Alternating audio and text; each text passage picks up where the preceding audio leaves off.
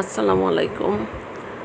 আজকে আমি আপনাদের মাগুর মাছের ফুলকপি দিয়ে ঝোল রান্না দেখাবো।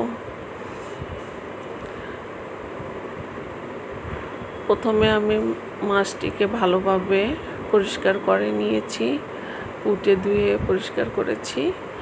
এখন পাতলা একটা ঝোল রান্না করার জন্য কড়াইতে আমি তেল, পেঁয়াজ, হলুদ, মরিচ, লবণ এগুলো আমি দিয়ে একটু পানি দিয়ে নাড়াচাড়া করছি, করে ভাজা ভাজা হয়ে আসলে পর আমি মাছটা দিয়ে কষিয়ে নেব। মাছটা আগে ভালোভাবে কষিয়ে ভাজা ভাজা করে তারপর মাছটা তুলে নেব। মাছটা আমার কষানো হয়ে গেছে।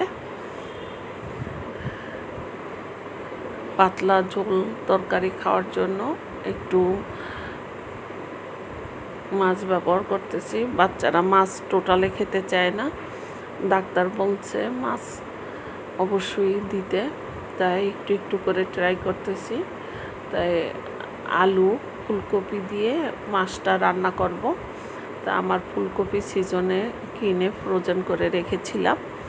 এখন দুইটা আলুর সাথে কিছু ফুলকপি বের করে তাও ভালোভাবে কষিয়ে নিচ্ছি। কষানো হয়ে গেছে। আমি এখন পরিমাণ মতন পানি দিয়ে উপর দিয়ে মাছ দিয়ে দেব। মাছটাও আগে কষিয়ে উঠিয়ে রেখেছিলাম। এখন দিয়ে একটা টমেটো দিয়ে দেব। টমেটোটাও আমার ফ্রিজে রাখা ছিল। আমি সিজনে সব কিছুই একটু একটু করে ফ্রোজেন করে রাখি, সিজন যখন থাকে না তখন বের করে খাওয়ার জন্য।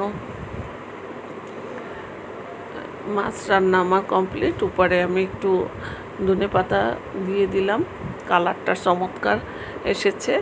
এই গরমে একটু ঝোল তরকারির দরকার।